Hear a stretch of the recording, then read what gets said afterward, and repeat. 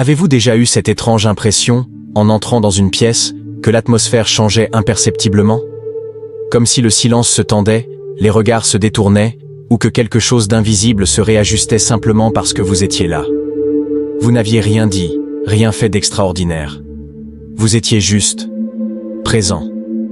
Et pourtant, cette simple présence semblait suffisante pour déclencher des réactions que vous ne compreniez pas toujours. Ce n'est pas de la magie, ni du hasard. C'est une question d'énergie.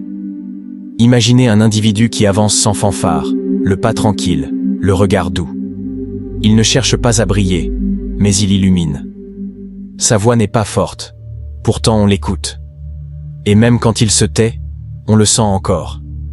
Il ne porte aucun titre imposant, aucun badge de légitimité. Pourtant, les conversations s'interrompent brièvement quand il entre. L'air devient plus dense, presque chargé de quelque chose qu'on ne sait nommer. Ce qu'on perçoit alors, c'est son aura. L'aura n'est pas un concept ésotérique flottant dans les limbes du mysticisme. C'est une vibration bien réelle, le reflet de qui vous êtes quand vous cessez de jouer un rôle. Elle s'élargit à mesure que vous devenez vrai. Elle précède vos pas, s'insinue dans les silences, touche sans contact, parle sans mots. Certains appellent ça du charisme, d'autres de la prestance. Mais en réalité, c'est simplement le fruit d'une cohérence entre votre monde intérieur et la manière dont vous le manifestez à l'extérieur. Je me souviens d'un jour, dans un train bondé. Une femme âgée, courbée, à l'allure effacée, monte avec difficulté. Personne ne semble la remarquer. Puis, un jeune homme, à peine adulte, se lève sans hésiter. Elle s'assied, le remercie d'un sourire fatigué. Mais ce n'est pas ce geste qui a changé l'ambiance. C'est la manière dont il l'a fait. Sans chercher d'approbation, sans un mot. Juste une présence, nette, douce, profonde. À partir de là, tout le wagon s'est adouci. Les téléphones ont été reposés. Les regards se sont élevés. C'est comme si, par sa seule manière d'être, il avait réécrit la scène, rappelé un langage oublié, celui de l'âme. Quand votre énergie parle pour vous, vous n'avez plus besoin d'efforts. Et c'est là que naît une forme de puissance qui déstabilise. Parce qu'elle ne se conquiert pas. Elle se révèle. Elle ne se prouve pas. Elle se ressent. Ce pouvoir, vous l'avez peut-être déjà. Peut-être même que vous le portez sans le savoir. Mais si les réactions des autres vous semblent parfois disproportionnées, si vous sentez souvent que quelque chose vous précède et dérange sans raison, alors ce n'est pas une faiblesse. C'est un signal. Le monde perçoit votre présence, avant même que vous n'ouvriez la bouche.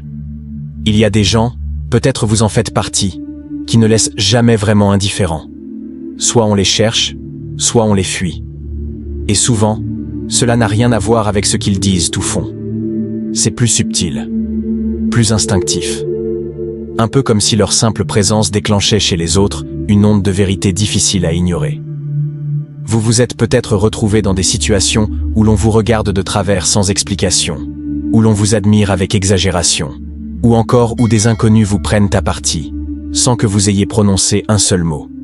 Ce n'est pas vous qu'ils regardent, c'est ce que vous réveillez en eux. Certains êtres, sans le vouloir, deviennent des révélateurs. Ils sont comme un miroir dressé devant les autres. Pas un miroir flatteur, un miroir honnête, brut. Celui qui montre la poussière sous le tapis, les rêves abandonnés, les désirs étouffés. Vous pouvez sourire avec bienveillance, parler avec douceur, mais ce que vous incarnez dépasse la surface. Et ça dérange. Parce que dans un monde habitué au paraître, l'authenticité fait l'effet d'une lumière crue dans une pièce sombre. Un jour, j'ai rencontré un homme dans un café. Il était assis là, simplement, un livre entre les mains. Rien d'ostentatoire. Mais il dégageait une tranquillité presque dérangeante. À la table voisine, 2 personnes bavardaient, riaient fort. En quelques minutes, leur ton a baissé. Leur posture a changé. Elles se sont mises à chuchoter. Et puis, sans un mot échangé, elles sont parties. L'homme n'avait rien dit. Il avait juste tenu sa place. Entièrement. Sans se rétrécir, sans s'excuser. C'était presque irréel. Et pourtant si évident. Sa simple présence avait confronté un inconfort chez l'autre. Comme un rappel inconscient de quelque chose qu'on évite en soi. Ce phénomène n'est pas réservé aux mystiques ou aux maîtres spirituels. Il touche ceux qui ont accepté de se connaître, vraiment. Ceux qui ont fait la paix avec leurs contradictions, leurs blessures, leurs zones d'ombre. Ceux qui ne cherchent plus à plaire à tout prix, mais à être fidèles à ce qu'ils ressentent. C'est là que l'aura prend de l'ampleur. Pas dans le perfectionnement extérieur, mais dans l'intégrité intérieure.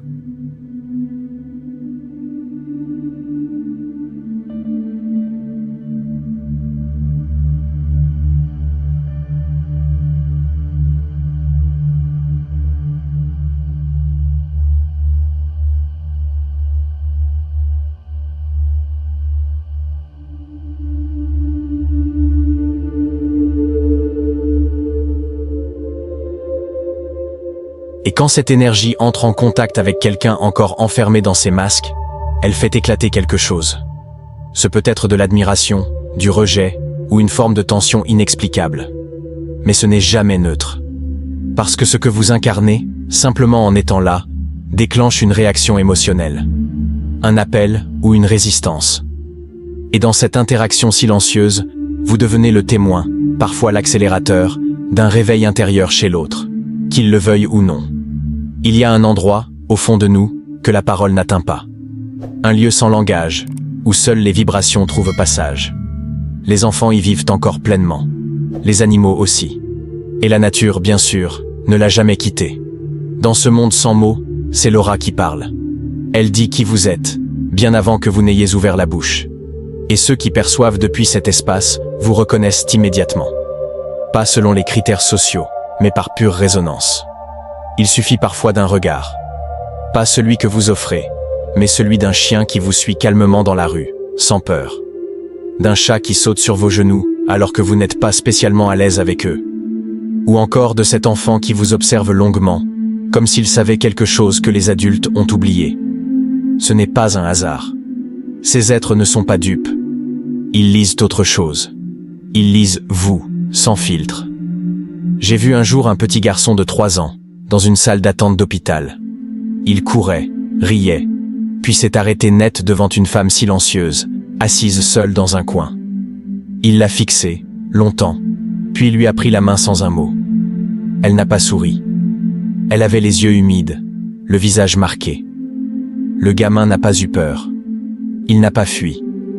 Il a juste senti, quelque part dans la vibration invisible de cette femme, une vérité, une douleur, une humanité. Et il a répondu à l'appel. Sans rien comprendre, mais en comprenant tout. C'est ce que votre aura fait. Elle envoie des signaux que seule une sensibilité libre peut capter. Les animaux n'écoutent pas vos justifications. Ils ne jugent pas votre image.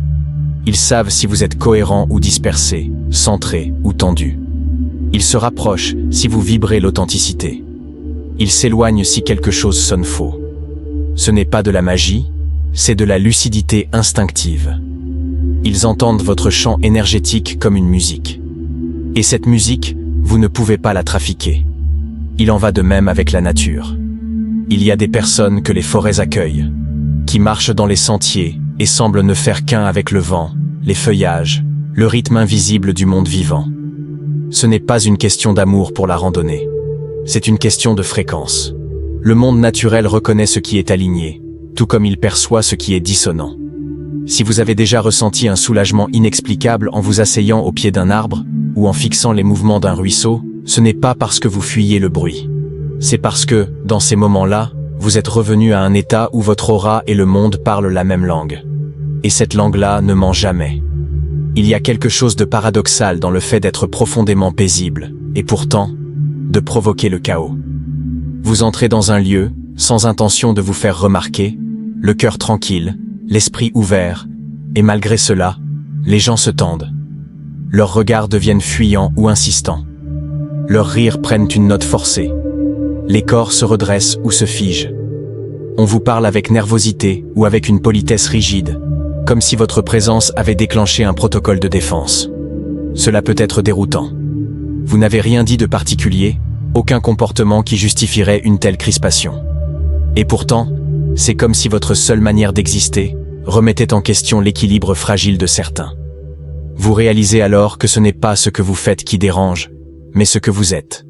Ou plutôt, ce que vous n'essayez plus de cacher. C'est souvent ce qui se passe quand vous commencez à ne plus jouer de rôle. Quand vous cessez de vous adapter à ce que les autres attendent. Quand votre voix devient le reflet fidèle de vos pensées.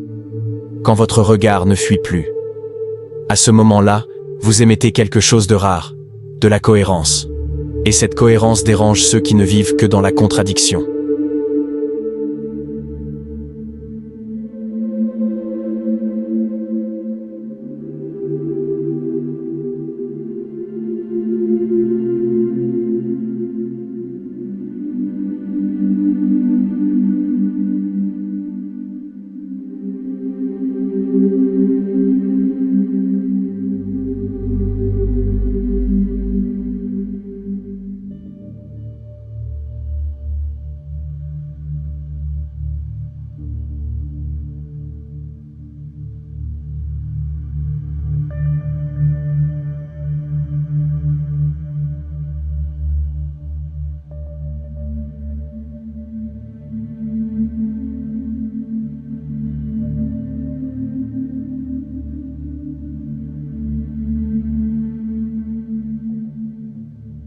J'ai croisé une femme dans une formation professionnelle.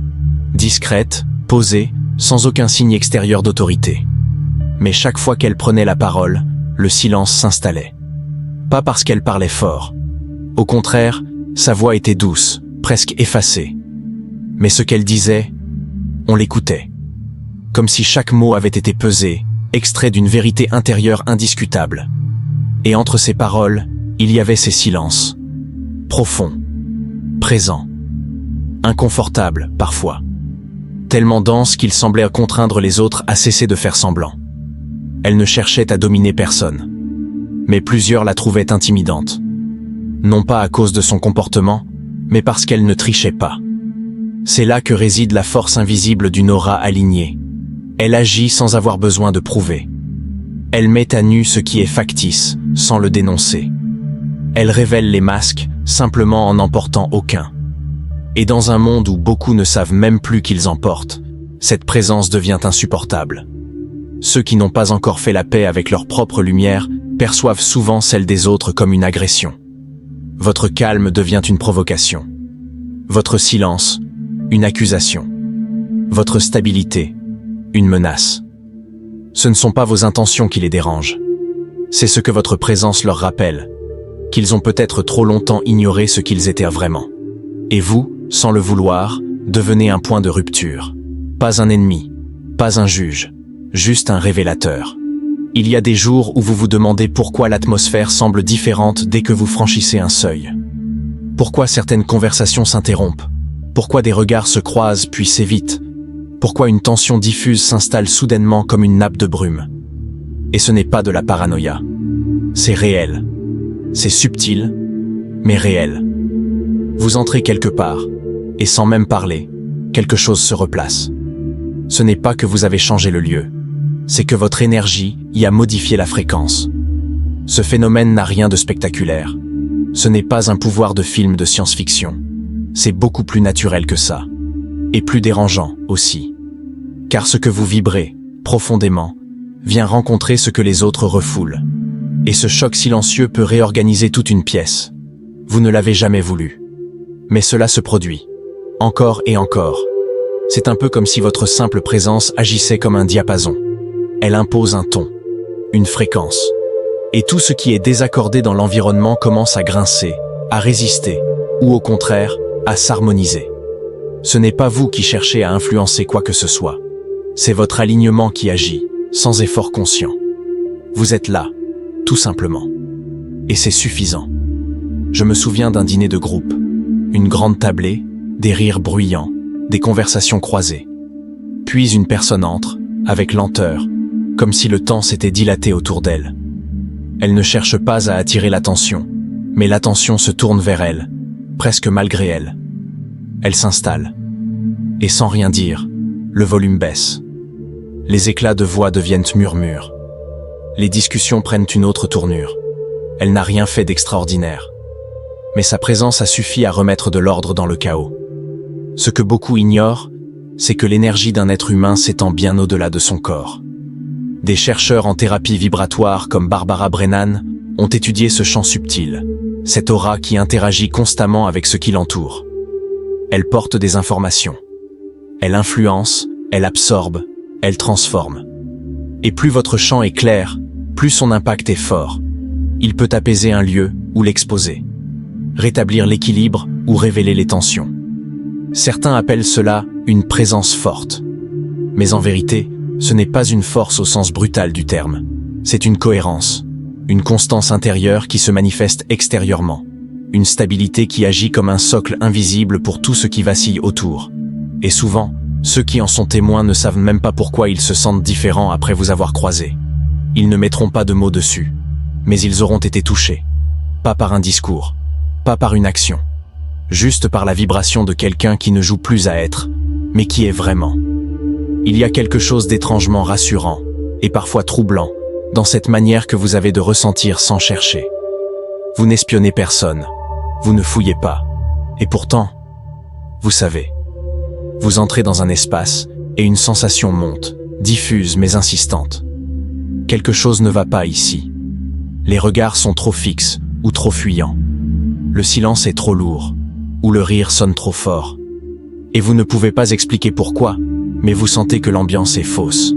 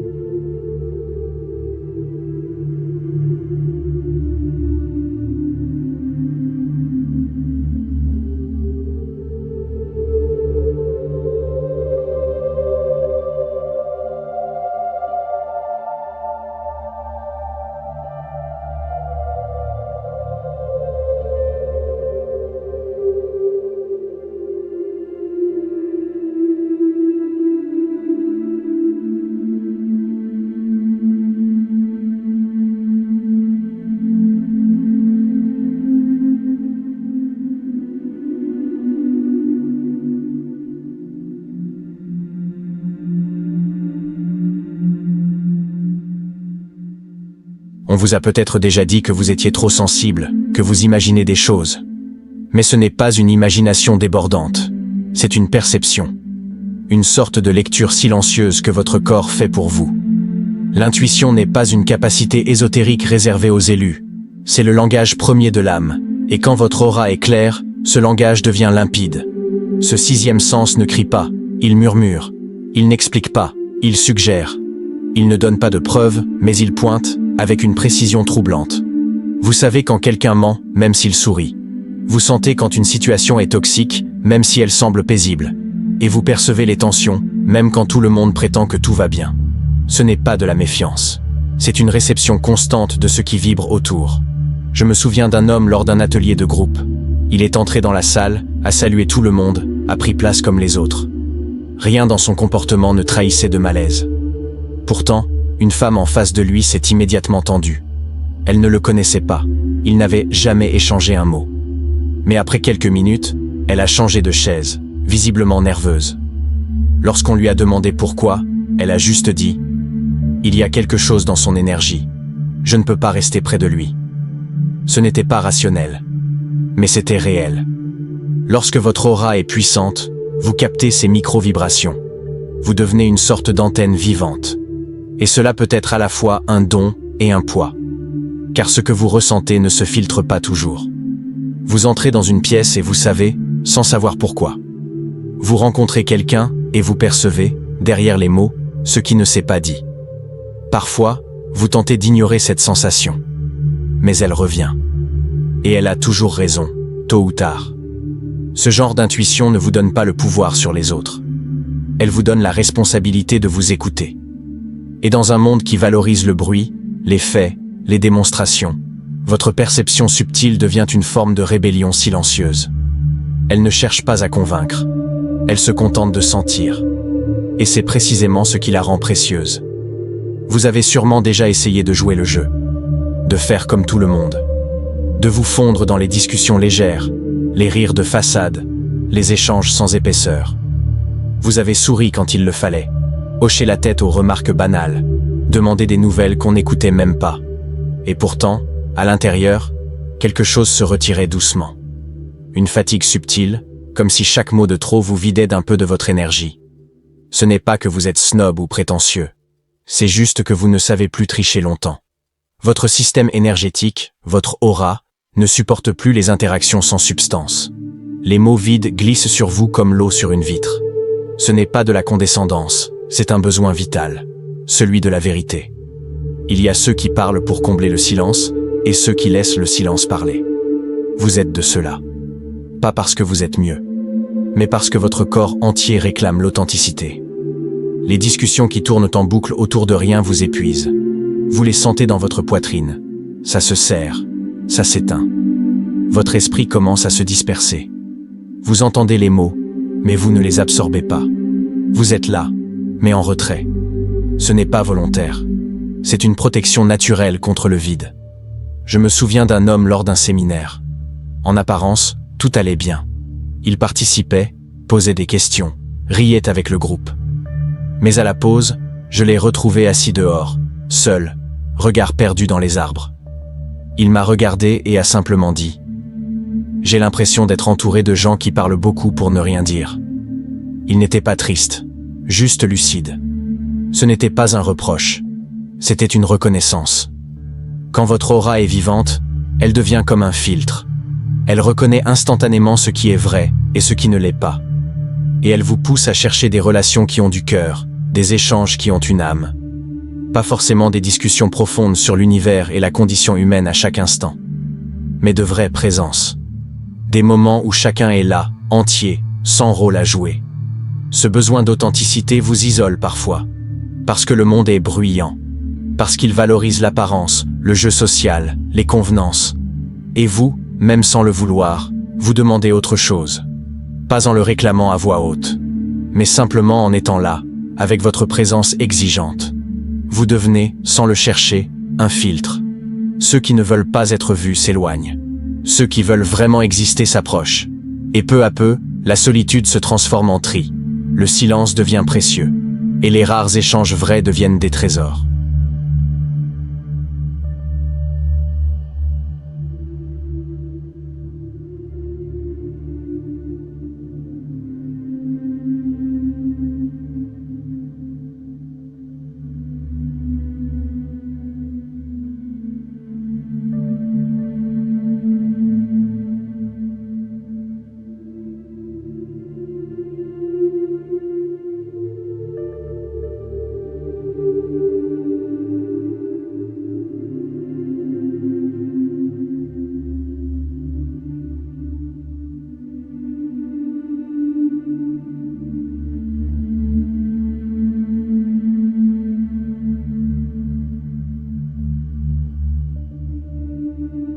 Plus votre énergie est claire, plus elle attire ou repousse. Et souvent, ce n'est pas vous qu'on accueille ou qu'on rejette. C'est ce que vous réveillez. Une personne qui entre dans une pièce avec une aura solide n'a rien besoin de faire pour activer les défenses de ceux qui vivent en décalage avec eux-mêmes. Elle est là, simplement. Et cela suffit à provoquer un inconfort, un agacement, une tension inexpliquée. Parce qu'elle devient le miroir de ce que l'autre ne veut pas voir. Vous avez sans doute déjà vécu ces situations bizarres où, sans raison apparente, quelqu'un vous traite avec froideur, vous évite, ou au contraire vous idéalise, comme si vous étiez quelque chose de plus grand que vous ne l'êtes. C'est ça, la projection. Ce n'est pas vous, c'est ce que l'autre ne peut pas encore intégrer. C'est son ombre qui vous utilise comme écran. Une ombre faite de douleurs non guéries, de désirs étouffés, de vérités trop longtemps niées. Une femme me racontait un jour qu'à chaque fois qu'elle rejoignait un nouveau groupe, elle devenait soit la confidente désignée, soit la cible de critiques voilées. On lui disait qu'elle faisait trop, alors qu'elle restait souvent en retrait, ou qu'elle donnait confiance, alors qu'elle n'avait encore rien partagé. Et elle ne comprenait pas, jusqu'à ce qu'elle réalise qu'elle devenait le déclencheur de processus inconscients chez les autres. Non parce qu'elle parlait trop fort, mais parce que son énergie était silencieusement révélatrice. Quand on vit avec une aura éveillée, on devient une sorte de catalyseur. Une lumière qui, sans le vouloir, éclaire les recoins sombres de ceux qui n'ont pas encore regardé en eux. Et cette lumière peut être accueillie avec gratitude, ou avec résistance. Parfois même avec hostilité. Ce n'est pas juste, mais c'est naturel. Parce que l'ombre, comme l'avait compris Carl Jung, ne disparaît pas quand on l'ignore. Elle se faufile dans les relations, les jugements, les comportements. Elle se projette sur celui ou celle qui semble avoir trouvé ce que l'autre n'ose pas encore chercher. Il faut alors apprendre à discerner ce qui est à vous et ce qui ne l'est pas. Tout ne vous appartient pas. Ce que vous ressentez dans certains regards, ce que vous percevez dans certaines paroles, ce ne sont que des fragments d'une guerre intérieure qui ne vous concerne pas. Mais elle vous traverse. Parce que vous incarnez quelque chose qui manque. De l'unité, de la vérité, du courage peut-être. Et cela, sans un mot, peut réveiller des tempêtes. Être un miroir, ce n'est pas un rôle facile. Mais c'est souvent le prix de la lumière. Il y a dans le silence une force que peu soupçonnent. Un espace qui n'est ni vide, ni passif, mais rempli de ce que les mots ne peuvent pas toujours contenir. Lorsque votre aura est forte, il vous arrive souvent de ne rien dire, et pourtant d'être entendu. D'entrer dans une pièce sans chercher à être vu, et pourtant d'être remarqué. Ce n'est pas un jeu de séduction. Ce n'est pas de l'arrogance. C'est une densité intérieure, un calme habité, une vibration qui se propage sans bruit. Vous avez peut-être déjà vu ces personnes qui, sans dire un mot, changent la température d'une salle. Qui captent l'attention, non par leur apparence, mais par la qualité invisible de leur présence. Ce ne sont pas toujours les plus éloquents, ni les plus charismatiques selon les standards habituels. Mais ils imposent une atmosphère. Leur silence est vivant. Il contient des vérités qu'aucune phrase n'arrive à formuler. Un jour, lors d'une réunion tendue, où les mots s'entrechoquaient, les voix s'élevaient, un homme que tout le monde avait presque oublié s'est contenté de regarder autour de lui. Pas un mot. Rien qu'un regard calme, ancré. Et soudain, la tension est retombée. Ce n'était pas de l'autorité au sens hiérarchique. C'était une autorité intérieure. Ce genre de silence ne fait pas de bruit, mais il met fin aux masques, aux faux débats, à l'agitation de surface. Il appelle à revenir à l'essentiel. Quand votre silence dérange, ce n'est pas parce qu'il est vide, c'est parce qu'il est plein. Il contient votre vérité. Il dit « Je suis ici, je n'ai pas besoin de remplir l'espace pour exister ». Et cela bouscule ceux qui croient encore qu'il faut se justifier sans cesse, parler pour exister. Votre silence devient alors un miroir, encore une fois. Il reflète la peur de l'autre face au vide, face à sa propre voix intérieure qu'il n'écoute jamais. Mais ce silence-là, le vôtre, n'est pas une arme. Il est un refuge. Il est l'expression la plus sincère de votre sécurité intérieure. Vous n'avez pas besoin de convaincre. Vous n'avez pas besoin de prouver. Et parce que vous ne comblez pas, vous ouvrez. Vous laissez un espace pour que l'autre y dépose ce qu'il n'a jamais pu dire. Ce n'est pas une posture, c'est une posture intérieure. Vous êtes à l'aise avec votre propre profondeur. Et cela se sent, cela inspire, cela apaise, ou cela effraie. Mais quoi qu'il en soit, cela agit. Et dans un monde où l'on parle trop, votre silence devient un langage sacré. Une déclaration silencieuse que vous êtes entier, sans avoir besoin d'un seul mot. Vous avez sûrement déjà vécu cette scène étrange, une personne que vous connaissez à peine commence soudain à se confier à vous. Pas des banalités, non. Des vérités crues, des douleurs enfouies, des souvenirs d'enfance qu'elle n'avait jamais racontés. Elle parle, comme si les mots sortaient tout seuls, comme si sa bouche avait pris une décision sans l'avertir.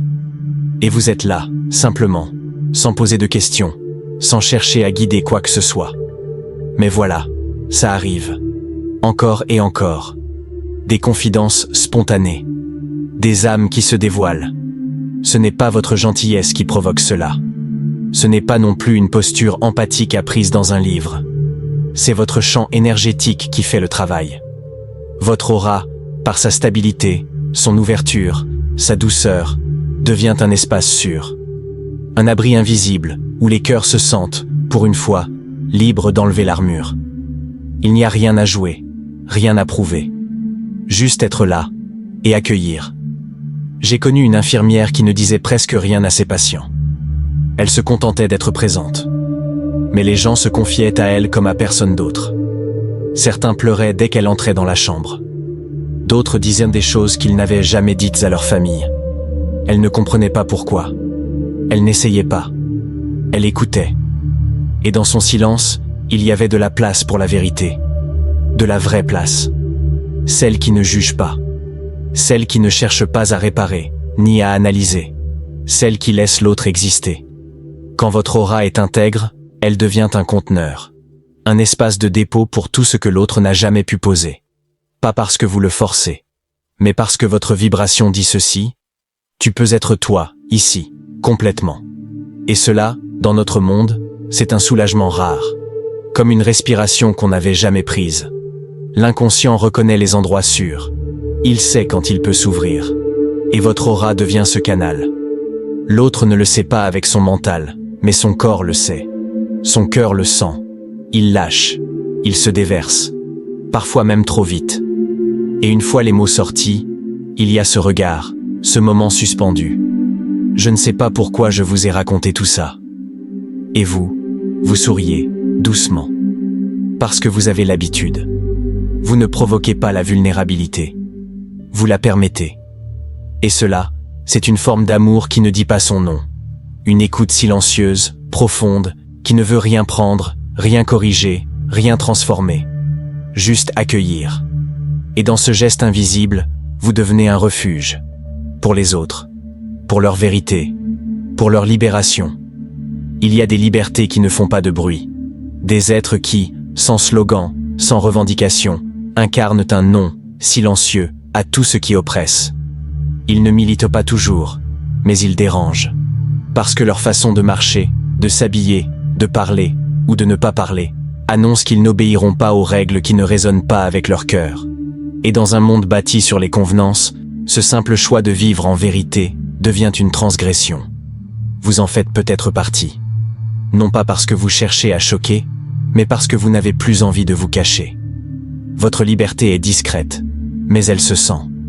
Elle dit « Je n'ai pas besoin de ton approbation pour exister ». Et cette phrase non dite, ce simple positionnement, suffit à troubler ceux qui vivent encore camouflés derrière des identités apprivoisées. On vous trouve trop ceci, pas assez cela. Trop intense, trop calme, trop distant, trop entier. Les gens ne savent plus quoi faire de vous, parce qu'ils ne peuvent pas vous ranger dans une case rassurante. Vous échappez au rôle, vous échappez aux attentes. Et c'est précisément ce qui crée le malaise. Parce qu'en vous regardant, ils voient ce qu'ils pourraient être, s'ils osaient. Un homme m'a un jour confié que son simple sourire, posé, honnête, suffisait à déclencher de la moquerie dans certains groupes. Pas parce qu'il riait d'eux, mais parce qu'il riait avec lui-même. Parce qu'il était libre. Et cette liberté réveillait, chez ceux qui la fuyaient, une gêne douloureuse. Il ne parlait pas beaucoup. Il ne corrigeait personne. Mais sa manière d'être lançait une question silencieuse dans toutes les pièces qu'il traversait. Et toi, tu continues à faire semblant ? Il n'y a rien de plus dérangeant qu'une personne qui n'a plus besoin de plaire. Parce qu'elle devient un rappel vivant que l'on peut vivre autrement. Vous devenez une provocation tranquille. Un miroir non violent, mais implacable. Vous n'êtes pas un provocateur, mais un révélateur. Et cette liberté, même muette, devient une onde de choc pour ceux qui vivent sous le joug de leur masque. Certains s'éloigneront. Non parce que vous leur avez fait du mal, mais parce que vous leur montrez une vérité qu'ils ne sont pas prêts à regarder. D'autres s'approcheront, fascinés, comme attirés par une vibration qu'ils n'avaient jamais rencontrée. Votre manière d'être devient alors une permission tacite, une clé, un passage. Elle dit « Tu peux, toi aussi, être toi, sans compromis ». Et dans cette autorisation, offerte sans discours, se trouve un acte révolutionnaire. Parfois, vous partez, mais vous restez. Vous quittez une pièce, une conversation, un lieu, et pourtant votre empreinte flotte encore dans l'air. Les gens sentent un vide étrange, une résonance, une sorte d'écho silencieux qui continue d'agir même après votre départ. Ce n'est pas un souvenir, ce n'est pas de la nostalgie. C'est votre présence qui a marqué. C'est votre aura qui a imprégné les murs, les regards, les respirations. Elle a laissé quelque chose. C'est difficile à expliquer. Vous ne vous êtes pas imposé, vous n'avez pas cherché à briller. Mais ce que vous avez vibré dans l'instant continue d'exister au-delà de votre corps. Et ce n'est pas de l'imagination. C'est une trace invisible, mais vivante. Ceux qui l'ont ressenti ne savent pas toujours dire ce que c'était. Ils diront peut-être « c'était quelqu'un de particulier ». On ne l'oublie pas. Et ce qu'il désigne là, ce n'est pas votre style, votre discours, ou même vos actions. C'est ce que vous avez incarné. Ce que vous avez déposé dans l'espace, sans faire exprès. J'ai rencontré un professeur un jour. Il parlait peu. Il ne cherchait pas à captiver. Mais des années après, ses anciens élèves évoquaient encore son calme, sa manière de tenir la classe sans jamais hausser la voix, le regard qu'il posait sur eux quand ils doutaient. Il ne leur avait pas appris que des matières. Il leur avait transmis une fréquence, une manière d'être. Et même des décennies plus tard, cette vibration vivait encore en eux. Quand votre aura est alignée, elle agit comme une mémoire active. Elle imprime, elle infuse, elle sème des graines invisibles que les autres découvrent parfois longtemps après vous avoir rencontré.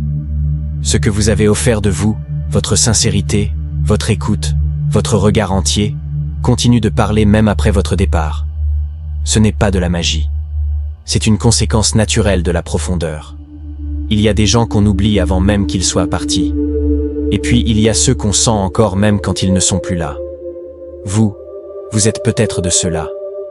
Pas parce que vous cherchez à marquer les esprits, mais parce que vous ne trichez pas. Parce que vous êtes là quand vous êtes là. Entier. Et cette intégrité crée une vibration qui reste. Comme une empreinte dans le sable qui résiste même à la marée. Ce n'est pas une technique. Ce n'est pas un talent. C'est un effet secondaire de votre cohérence, de votre présence, de cette manière rare que vous avez d'exister sans vous retenir. Et dans un monde de passagers pressés, cela devient un événement. Vous passez, mais vous touchez.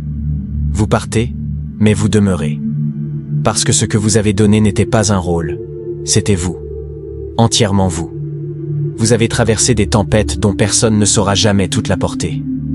Des nuits sans réponse, des silences trop longs, des confrontations intérieures si profondes qu'elles vous ont obligé à mourir symboliquement, pour renaître autrement. Et ce que les autres perçoivent aujourd'hui comme une présence forte, comme une aura qui dérange ou qui attire, n'est en réalité que le fruit de ces traversées invisibles. Rien ne s'est construit sans douleur. Rien ne s'est installé sans chute.